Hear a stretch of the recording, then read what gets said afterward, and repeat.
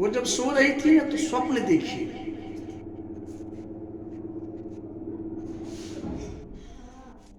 ये भगवान के पौत्र हैं अनिरुद्ध जी, इनका नाम है। और बानासुर के पुत्री की नाम उषा। उषा सो रही थी, स्वप्न देख ली। किसका? उन्होंने देखी स्वप्न में कि अनिरुद्ध जी आए हैं, बैठे हैं, मैं उनसे कुछ हास परिहास की बातें कर रही हूं। और फिर जब उनकी ध्यान खुली, नींद खुली, तो कुछ देखी नहीं। तो उससे मन बड़ी खिन्न हो गई उनकी। तो बानासुर के मीन कार्य सेवक जो थे दरबान आदि, उन्हीं की एक पुत्री थी चित्रलेखा। ये इनकी भाईली थी, सहेली, दोनों साथ में उठना बैठना चलना, ऐसी इस तरह की बात। तो वो चित्रलेखा बोली कि अरे उषा, क्या बात है, आज तुम बड़ी खिन्न लग रही हो, अरे राजकुमारी, क्या बात है, इस तरह से तुम हताश उदास क्यों बैठी हो, क्या बात है, मुझे बताओ ना। तो उषा बोली कि अच्छा मैं एक बात कहूँ। बोले कहो। बोले आज रात को मैंने स्वप्न देखी हूँ। बोले क्या स्वप्न देखी? बोले कोई राजकुमार हैं, ऐसे घुंघरालू बाल, ऐसी दिव्य सुंदर, सर्वांग सुंदर, लंबे लंबे हाथ। और जब मेरी नींद खुली तो वो फिर मिले नहीं, मैं इसीलिए हताश उदास में हूं। आप अगर हमारी सहेली हो तो कृपा उनकी पता करो, कृपा करके उनको लाओ। तो चित्रलेखा बोली कि ऐसे नहीं, मैं चित्र बनाता हूं सबका, जितने देवता है ना सभी देवताओं का चित्र बना दी। उसका नाम ही चित्रलेखा। सबका चित्र बनाई, चित्र बनाकर दिखाते गई। जब प्रद्युम्न जी का पुत्र अनिरुद्ध जी का जब आया नंबर, तो बोले यही है, टच कर दिया। बोले ठीक है, अब वो कहीं भी होंगे मैं इसे उठा कर ले आऊंगा। पक्की बात है। वहां से आई ब्रज में, अनिरुद्ध जी सोए हुए थे, इनको उठा ली, उठा करके ले गए। और जहां उषा रहती थी जिस कक्ष में, उसी में जाकर के उनको ठहरा दिया। और बानासुर का बहुत द्वारपाल दरबान आदि है, बहुत सैनिक है, किसका हिम्मत है प्रवेश कर जाए अंदर। अब बहुत दिन जब हो चुके तो उषा जो है वो गर्भवती हो गई है। तो सब कालीन चिन्ह हो चुका है। तो दरबान कार सेवकों ने बताया बानासुर से कि महाराज आपकी पुत्री कलंकित हो चुकी है, विवाह तो हुई नहीं, कुमारी अवस्था में है, इस तरह की बात है। बानासुर ने पता किया। बोले कौन आ जाता है? बोले कोई नहीं। तो बानासुर ने आए तो देखे अनिरुद्ध जी को बैठा हुआ। अब इधर में नारद जी के द्वारा पता लगा ब्रज में, वहां तो हल्ला मच गया। बोले कहाँ चले गए अनिरुद्ध जी, कई महीना से पता ही नहीं लग रहा है। तो नारद जी बताएं कि बानासुर जो है ना, अनिरुद्ध को पकड़ लिया है, भाष जाने नहीं देते हैं। तो वहां से भगवान श्री कृष्ण और बलराम चले हैं।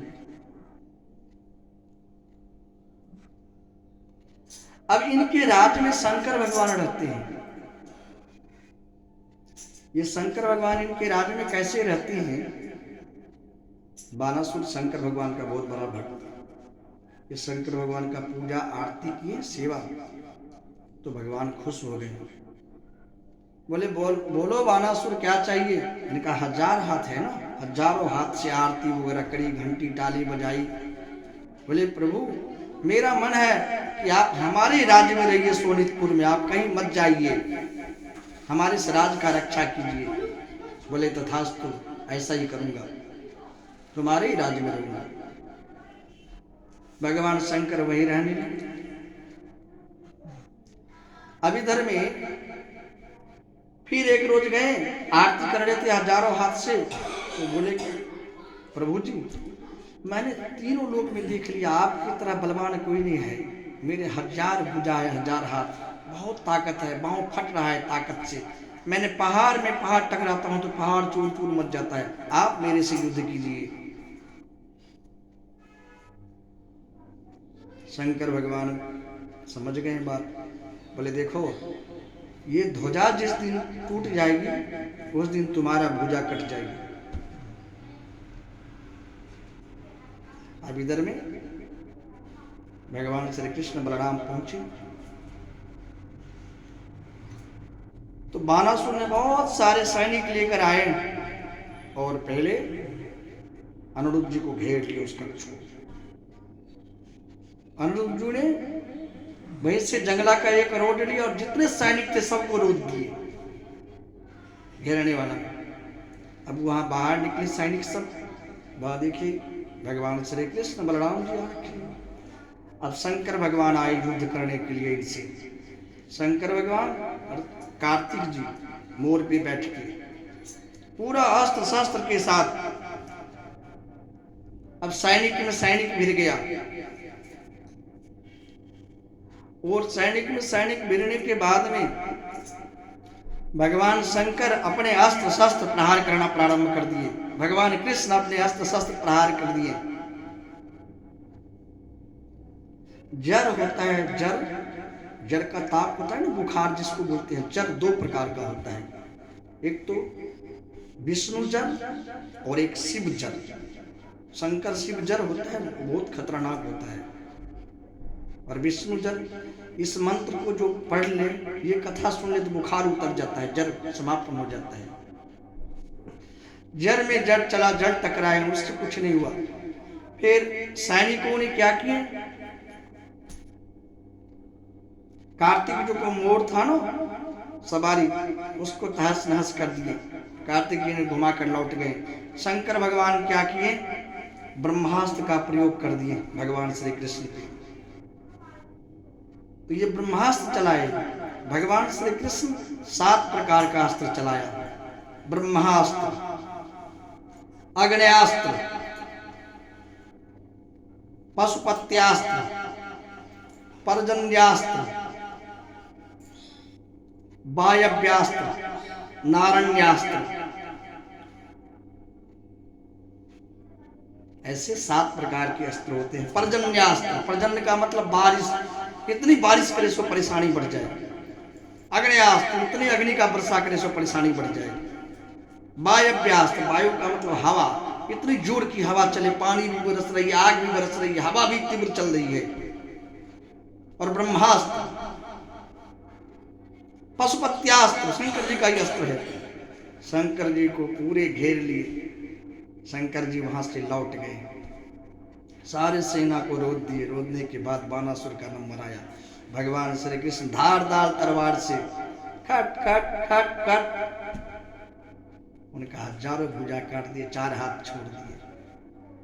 इस प्रकार से भगवान शंकर जी का और कृष्ण जी का युद्ध हुआ। अब फिर इधर में उषा का विवाह अनिरुद्ध जी से हुआ। उषा कह रही है, कामात्मजां त्वां भुवनैक सुंदरम श्यामं पिशांगम भरमं भुजक्षण। बोले प्रभु जी, आप साक्षात काम अवतार हैं, कामदेव हैं। काम आत्मजात्मम, हम कामदेव के आत्मज हैं।